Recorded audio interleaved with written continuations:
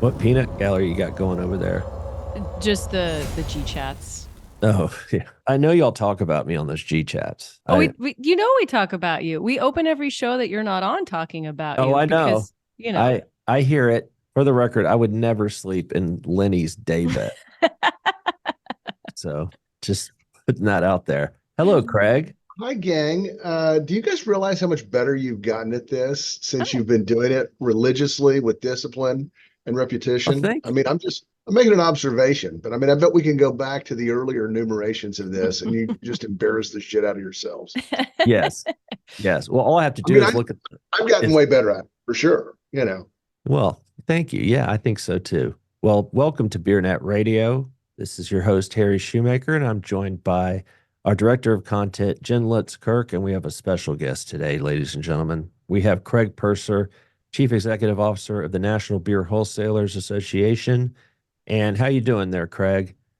I am doing great. I'm telling you, it's springtime in Washington, which means, well, it's Friday. They are trying to finish up government spending, get on their airplanes, and go back for Easter recess. I mean, it used to be that in politics, you go home and take a beating from your constituents. Lately, these folks show up in DC and they beat each other's brains out. The reason we have meetings in Washington because we got to come here to help sort through the chaos and make sure at the bottom of the pile of shit sometimes there might be a pony. Wow. That I is did that so people would tune in. that they're going is to stay now. yeah, right.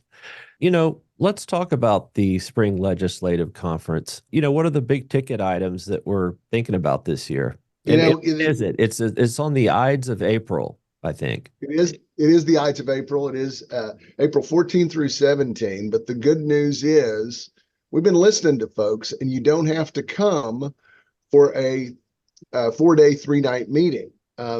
We've got kind of bite sizes in this, and we're really excited about the schedule because on the front end of the meeting, we have our Brew Leadership Conference. And Jen, thank you for talking about that. And Jen, Harry, I know you know this, but the watchers and listeners may not. Jen Litz is part of the this leadership group that has been so instrumental in developing the content and the program. This will be our second annual leadership conference. I participated in the conference last year, and I will tell you, it is not just for women. Men can get a lot, they can learn a lot, and we're just really excited about this. So this starts on Sunday night, and we'll go through Monday morning. The legislative conference will kick off on Monday afternoon, allowing folks to get in, as their schedule allows. We will have an afternoon of activities. We will have the event at Charlie Palmer with the suppliers. We've got all the CEOs invited and coming, which will be great for the brewers. It'll be a great opportunity to be together with those good folks. And then we will have a members meeting on Monday afternoon. We will have the event on Monday night. We will have a program on Tuesday morning, and then we'll send everybody loose to lobby. And then we'll have our marquee cheers, beer and food. And this year we're adding music, beer and food and music on Tuesday night. But for those that do come in early, we're doing something we haven't done I don't think we've ever done. We're inviting everybody to NBWA's headquarters office building on Sunday night. And if your schedule allows and you can come in and you're coming for brew or you want to add brew to your dance ticket, it'll be great to reconnect. We've got a number of past NBWA leaders that are coming in early, see where we live and work. We got a new office at the end of last year after 20 years at another location. And we're excited to show that off. And it's our members' office. It's their place to convene. We got a standing invitation. Anybody that wants to host a meeting at our office, or they're in town for other business, visiting a legislative person or something, we want them to know that mi casa, su casa, they can come and it's their home first. So it's like having a satellite office in DC if you need one. You It know, is. I'm It going to keep is. that in mind. It's like an airline club, man. We got a cubby hole for you to make phone calls. We got a There, place for you to do your thing. your It's beer pretty cool. fridge. Yeah, we got several beer fridges. We're on tap. In a can or in a bottle, on tap or on a can or a bottle. That was a country music song from somebody. Really? That must have been before my time. Hank Snow. Hank Snow sang Oh, that. okay. I'll look it up on my You can post that in Spotify. the liner notes. Yeah. Yeah. Well, Jen, what tell us, what have you been working on with this leadership council? Yeah, This isn't planned, by the way. We didn't plan to talk about, but since we're all here. yeah. Let me do some agenda setting. And by the way, that office, I've been to the new office. It is very cool. It's very modern. You guys have a whole bunch of like rock stars. You have a hall of pictures of rock stars drinking beer, right? Absolutely. It's really That's cool. what it's all about, man. Yeah. It's, what do we do? We bring people together. So why Yeah. not celebrate that? But Yeah. it is very cool. It is cool. Well, and so just for Leadership Forum, which is really exciting to work on. I love working with Kim McKinnon. She's great. We get along very well. And, part of being with Brew is just all the women in the industry that already do exist in positions of leadership, a really great group of people like the industry at large. But what I'm really excited about for this program is we have an industry leaders panel, and it has Sarah Schwab, who is the new AB wholesaler chair.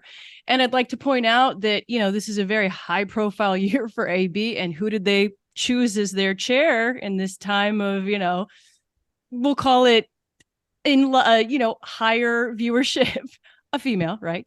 And we also have the venerable Sue McCollum, who everybody knows, former CEO of major brands, still has some distributorships down in Florida.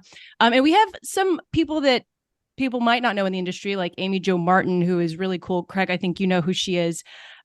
She is author. She started the social media campaigns of several high profile NBA stars like Shaq, and she's worked with The Rock and lots of people. But she has an accelerator, and her whole thing is like, why not now?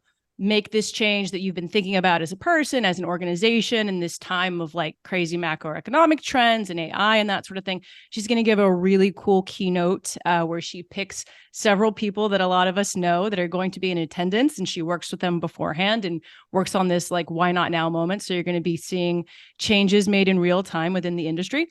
And so, yeah, again, some agenda setting, some lobby 101, I think, but also stuff for owners as well as people who are advancing in their career. And I'm just really looking forward to it. I don't know if you have anything else to say, Craig, because I know you'll be there. No, and it's funny because the why not now kind of fell out as a theme, and it's also kind of reflective of the way that the whole legislative conference is going because we listen to our members, and I know people sometimes they're like, oh, you survey us too much, and we really only survey them twice a year. But part of what they've told us is everybody is into economizing their time. And that's why we've kind of moved some things around to try to allow more people to be engaged and, I can't afford to go to a meeting for 3 days. We understand that people have challenges and, whatever it is, we've tried to do that. We've also kind of tried to do that with the issues, and maybe if this is a good segue, one of the things that we're always talking about is how can we reposition what it is that distributors do in the eyes of policymakers. And it's something that's constantly getting to work out. So one of our issues that we're going to be talking about is the whole importance of independent distribution and, how that is essential to balance in the industry. I mean, one of the things that came out of one of the most recent pieces of M&A, which of course was the number one brewer buying the number two brewer just in 2016. It's hard to believe that's what that went down. But part of what the Department of Justice said as they reviewed the beer industry was independent distribution is essential to competition. So kind of under that umbrella, we're going to be talking about some of the things that are important to distributors. But we've also started in the House of Representatives a 21st Amendment caucus. And we're going to be asking members to join that caucus that are, committed to the whole idea of effective regulation. We know that the states play a really important role, and educating federal policymakers on the role that states play is really important. So we're excited about this. Representative Stephanie Bice, who was the first keynote speaker at the legislative at the Brew Leadership Conference last year, has agreed to co-chair this along with Susie Lee, who is a House member from Nevada. So you've got an Oklahoma Republican and a Nevada Democrat that are chairing this. And we're real pleased to see this. So that's the first issue that we're going to ask people to talk about. Second issue that's very front and center, and this is important because there was a big piece of tax reform in 2017, and it ended up cutting rates for business. And corporate America, publicly traded corporations that are organized as C corporations, got a permanent rate reduction all the way down to 21%. And what pass-through companies, or S corps, which is what most NBWA member companies and craft brewers are organized as. And by the way, which is what we are, Jen. Oh, good to know. Which Good is to know. very, if Congress does nothing, everybody gets a tax increase after 2025. All of that good rate, effective rate reduction vanishes. And so the whole idea is we've got to start talking about that now. And, a lot of business advocates do a great job of talking to Republicans. Part of what's in our secret sauce is we've got a number of good relationships with Democrats. So we can't go in there and say, hey, we need to make the 2017 tax cuts that did not get any Democratic votes back then permanent. We've got to talk about the fundamentals of why it's important to maintain this tax treatment for small businesses, for pass-throughs, for businesses like ours. So that's going to get worked out. It's to me, it's such a slam dunk because it's Main Street versus Wall Street, basically. Because it is. I mean, and, these and, are the companies there's an like element of ours. that we're going to have to be bold enough to talk about, and that's not running down publicly traded corporations, but it is sure as hell reminding people that as advocates for Main Street, we're paying attention, and we know that they chose back then, and some of this was the fiscal restraints in order to get the tax relief over the line, and the dynamics as it relates to how much this would cost. But it is shameful if we maintain this corporate tax treatment and we give every pass-through business a tax increase just by the expiration of these taxes. So what we may need to do, and Jen, you can help us, we may need to put Harry in on a couple of those lobby visits. Now, there's a couple of people I want to keep him away from, but he may be very effective. You're just saying that now that I'm sober. You would never say this 5 years ago. That may or may not, we used to say if it's a visit before 2 p.m., we'll take Harry. But anyway, it's all good. It's all good. Another issue that's kind of front and center to this is obviously understanding the differences between alcohol products.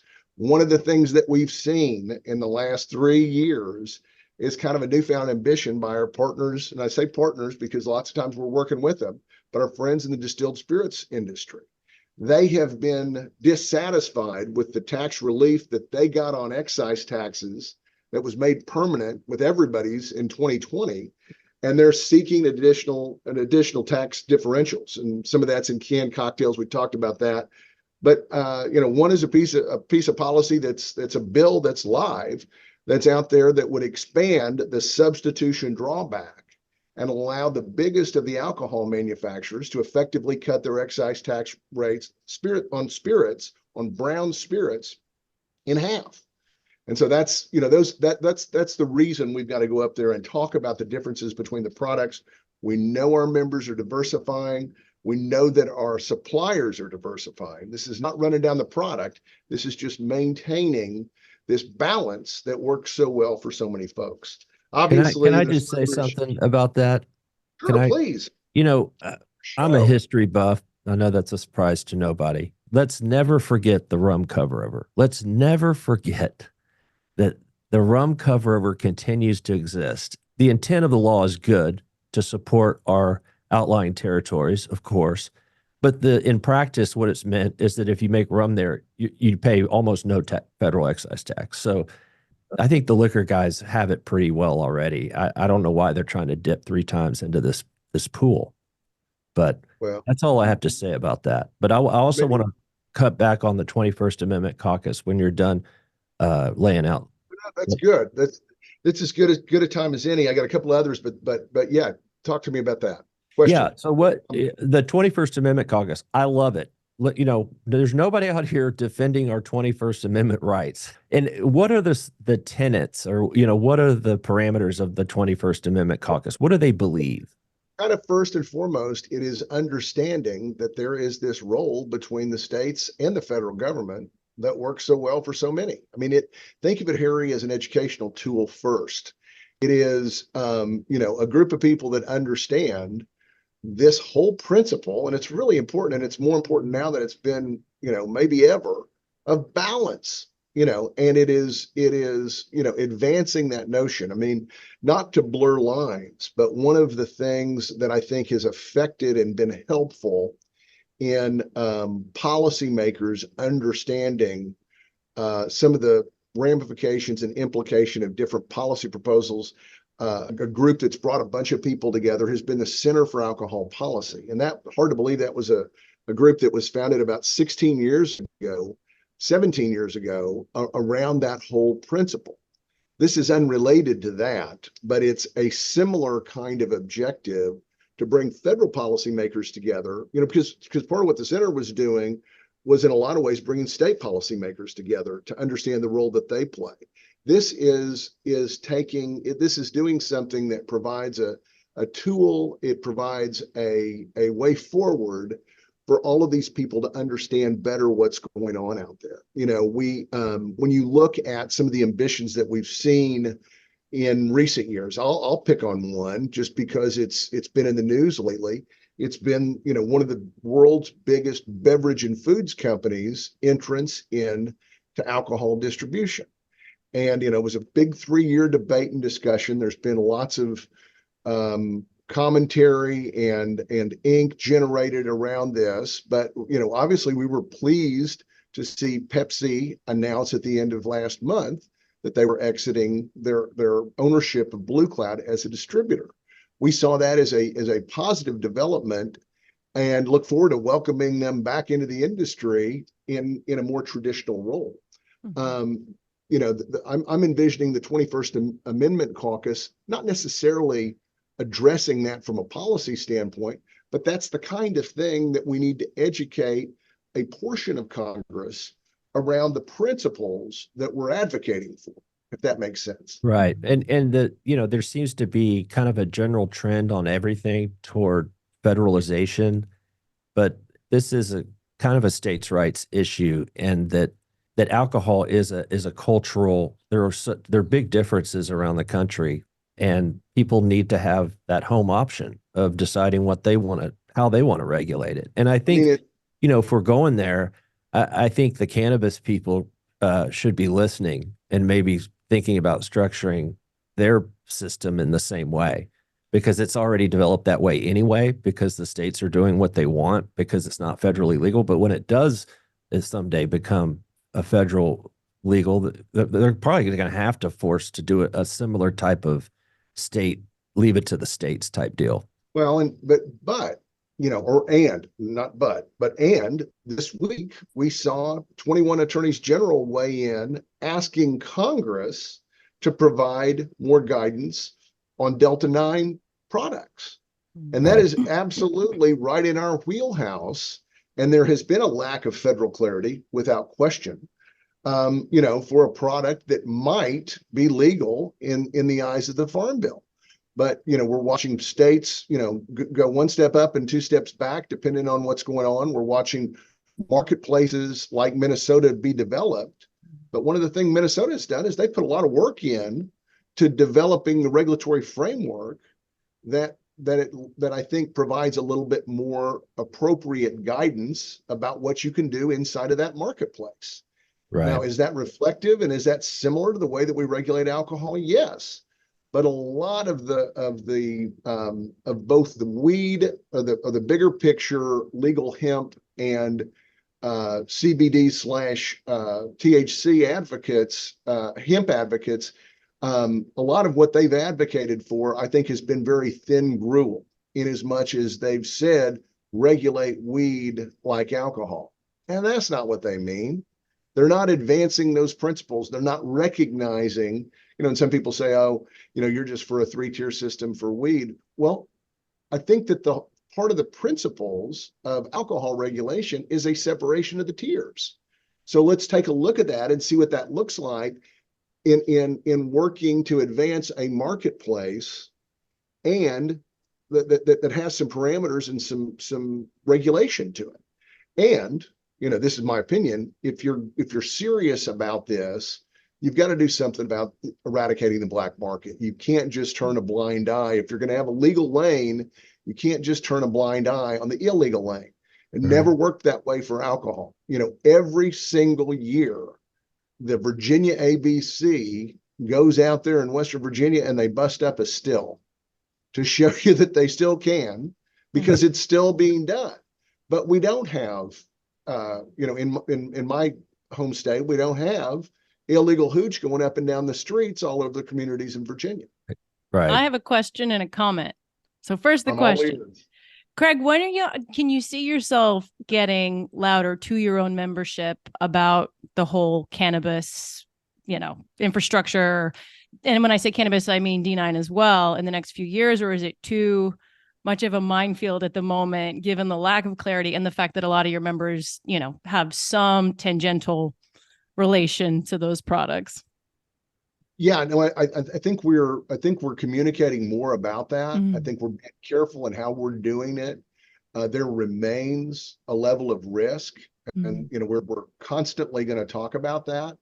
I do not think I don't not think we're not going to get guidance from alcohol regulators about a product that's next door or down the street.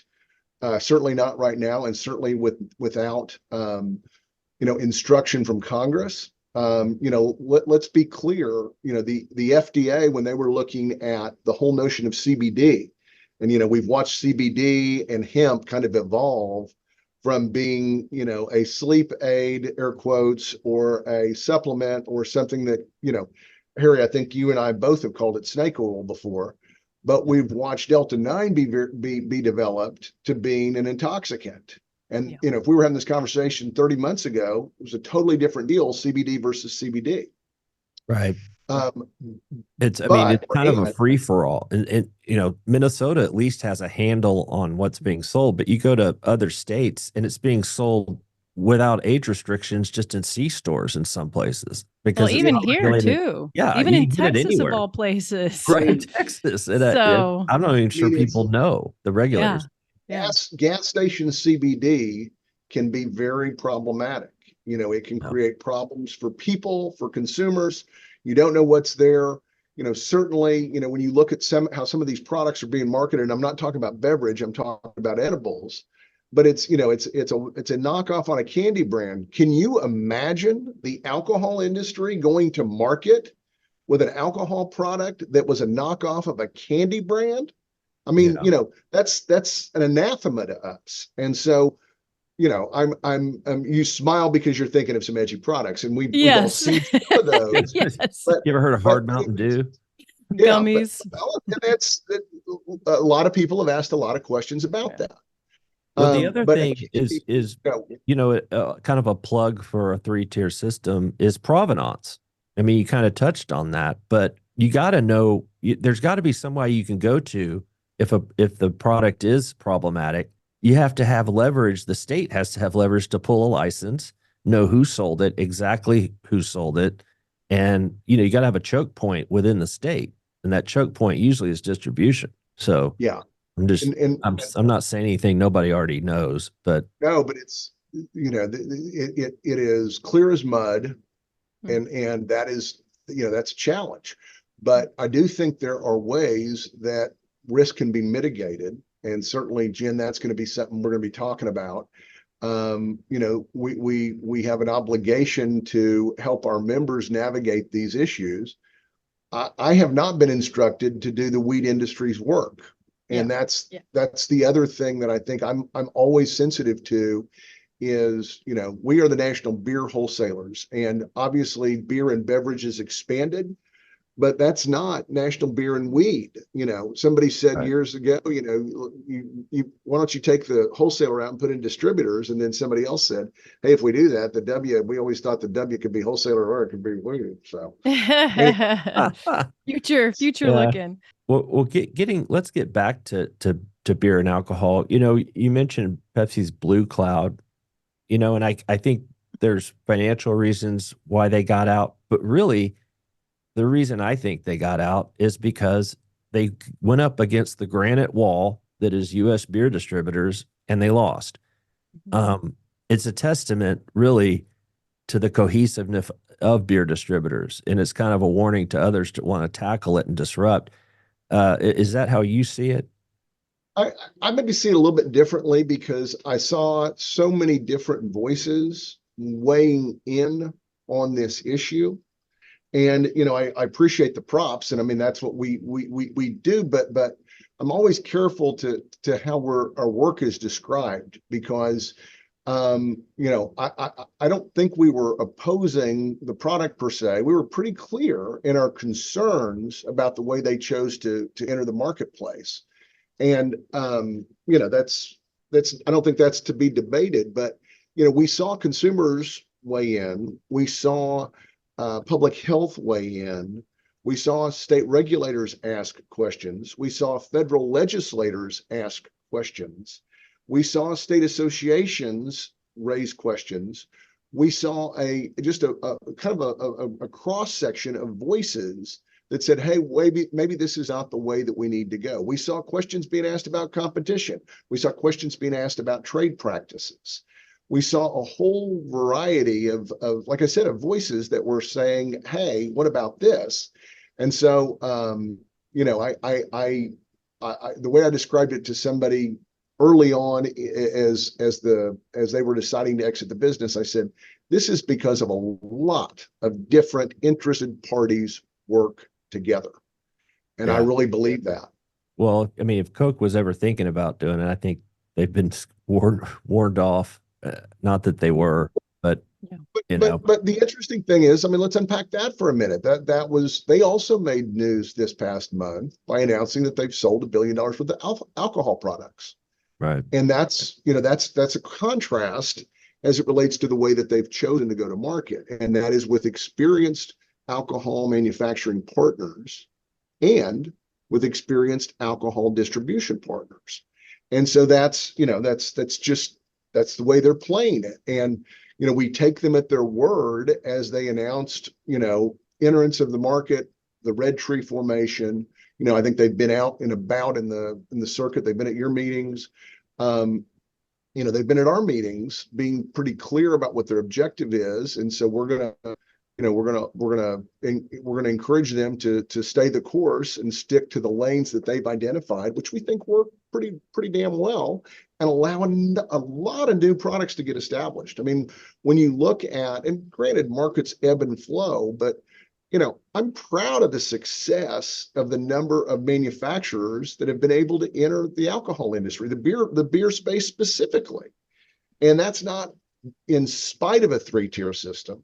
That's not in spite of state laws. That's not in spite of the 21st Amendment. I think in a lot of ways you can peel it back, and it's because of that. I mean, Simply, I just went to a C-store this morning. There's a huge display of Simply right up front. It's just some of those brands have worked and some haven't in year two. Did you see Mark Brown this morning? You and I have been through this kind of in the late 90s, and we're going through it, it seems like, again. And I'm talking about neo-prohibitionism, if you want to call it that, or just kind of a general feeling that there's that quote keeps coming up, no safe level of alcohol consumption. Is that a part of any, policy or talking points that you're thinking of? So we are going to talk about the dietary guidelines. This is a process that occurs every 5 years. It's an all-of-government review of all things related to Americans' diet. It's where we got the food pyramid, and that evolves even as it relates to how many servings of this or that you should look at. And for a number of years, at least 40, the USDA, United States Department of Agriculture, and the Health and Human Services Department have shared the responsibility of looking at alcohol consumption. And, make no mistake about it, there are a number of interests that are very organized that are working to advance and influence the process, with their kind of stated objectives. And that includes a whole host of things as it relates to alcohol's use, its misuse, the chronic and the acute, all of those things that we're familiar with. So this is familiar in some ways, but it is certainly something that we're concerned about. I think we are wanting to ensure that the process is transparent, and we want to ensure that the science is followed. And that is, that's kind of where we are in this right now. We're, there are a number of folks that are well-intentioned, but it cannot be ignored that we're watching an advancement from the WHO, for instance, is I think the clip you're talking about, is advancing this notion of no safe level. And I think that runs counter and contrary to 40 years of research. And the 40 years of research has pointed out that alcohol in moderation can be part of a healthy lifestyle. That's not me saying something. I'm not wearing a lab coat. I got a BA and BS from a state university. So, right behind you, buddy. But what I've watched is, an encroachment of kind of alternative facts, to turn a phrase. And, I think we want to be respectful of the process, and we want to let folks do their thing. But, this is an issue. And this is something that I think we're very dialed into.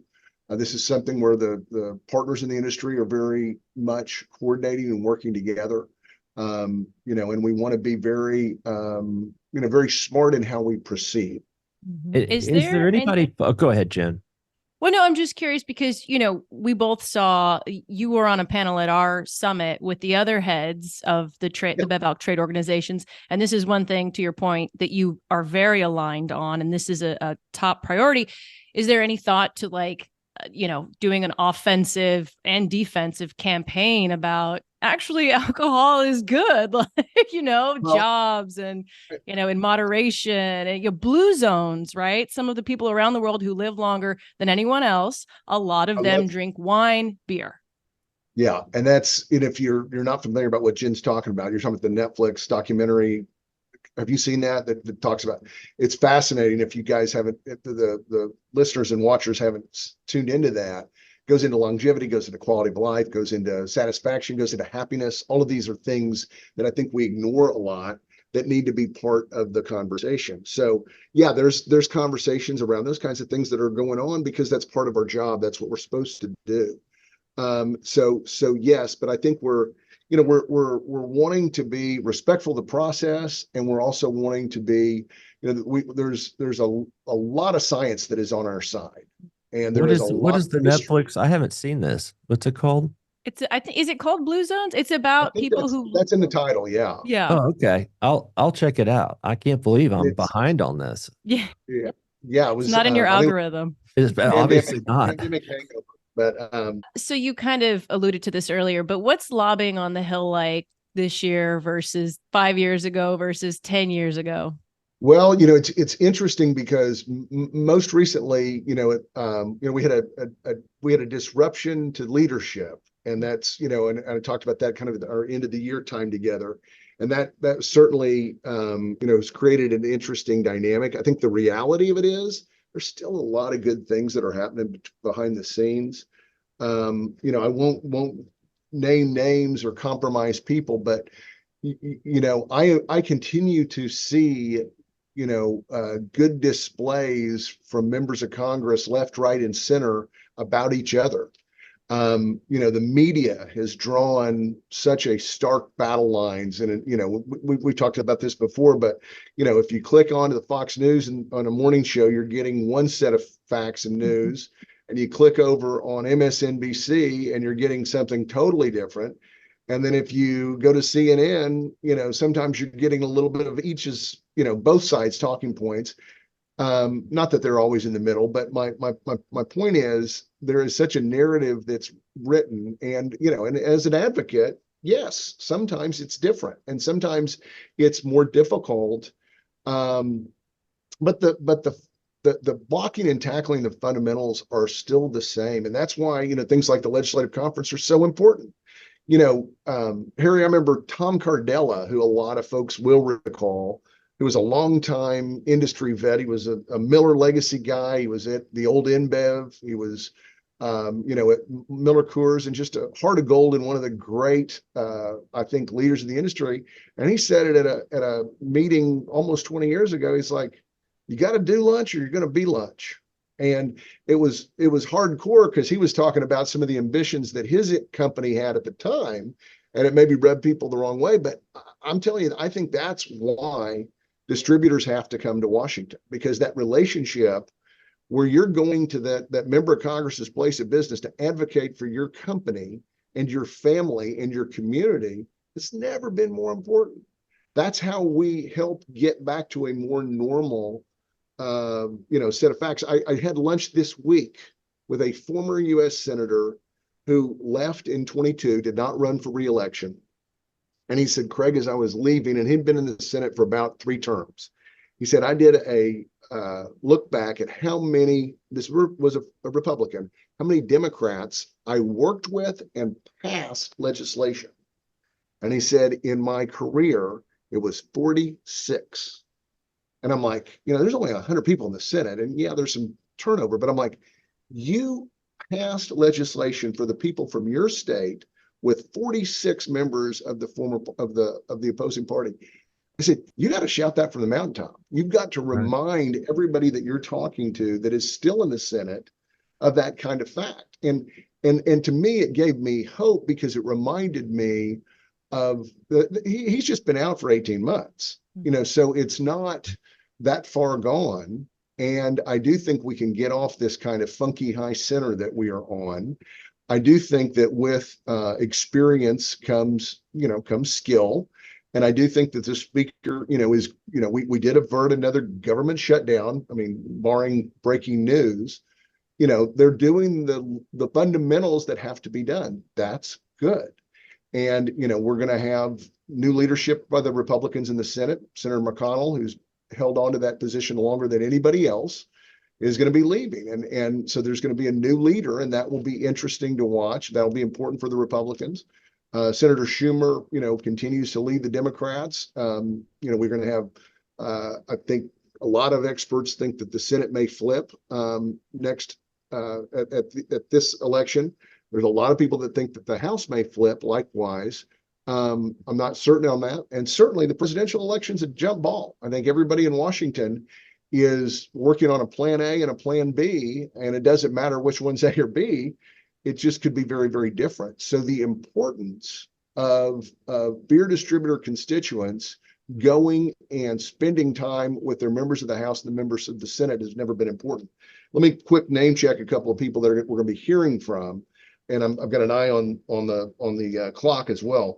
But we just found out that House Republican Whip Tom Emmer is going to be joining us, and Tom is the number 3 Republican and is just one of those people. He is Minnesota nice, but he is a really good legislator and very, very thoughtful. He actually was part of the sweepstakes and the speaker's race, and ended up remaining in his number 3 position as whip, but just a great guy. We're going to hear from the Democratic Caucus chair, who is the number 3 guy for the Democrats, Pete Aguilar. Pete is from California, and he is one of those next generation of Democrats that understands that business needs to play a role. He listens well. He kind of brings that perspective to their leadership. We have not seen Hakeem Jeffries as the new Democratic leader in the speaker's position. That'll be interesting to see if that comes to pass. But Pete has agreed to join us. The Next Gen group is going to have 2 pieces of breakout. First, on Monday night, they're going to have a reception at a place called Hamilton's, which is right around from Charlie Palmer, where the reception will be on Monday night. But at their lunch on Tuesday, they're going to hear from Budget Committee Chairman Jody Arrington.